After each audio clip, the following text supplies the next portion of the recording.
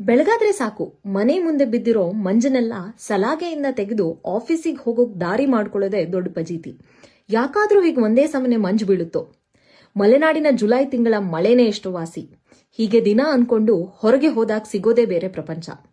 ವಸಂತ ಕಾಲದಲ್ಲಿ ಈಕೆ ಮೊಗ್ಗನ್ನ ಹೂವಾಗಿಸಿ ಗಿಡ ಬಳ್ಳಿಗಳನ್ನು ಹೊದ್ದು ವನಪು ವಯ್ಯಾರದಿಂದ ಕೂಡಿದ ಷೋಡಶಿ.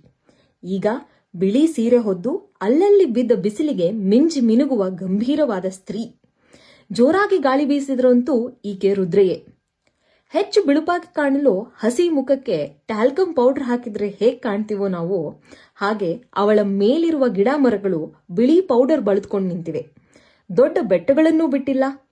ಸೌಮ್ಯವಾಗಿ ಹರಿಯುತ್ತಿದ್ದ ತೊರೆಗಳನ್ನೆಲ್ಲ ಸ್ತಬ್ಧವಾಗಿಸಿದ್ದಾಳೆ. ಹೊರಗೆ ನಿಲ್ಲಿಸಿರುವ ಸೈಕಲ್ ಕಾರ್ಗಳ ಮೇಲೆಲ್ಲ ಇವಳ ಚಿತ್ತಾರ. ಇವಳಿಂದ ಅದೆಷ್ಟೇ ತೊಡಕಾದ್ರೂ ಈಕೆಯ ಸೌಂದರ್ಯವನ್ನ ಅಲ್ಲಗಳೆಯಲಾಗೋದಿಲ್ಲ. ಈಕೆ ಕತ್ತಲನ್ನು ಮಂಜಿನಿಂದ ಬೆಳಗಿಸಬಲ್ಲವಳು. ಈಕೆಯೇ ನಮ್ಮ ಪ್ರಕೃತಿ.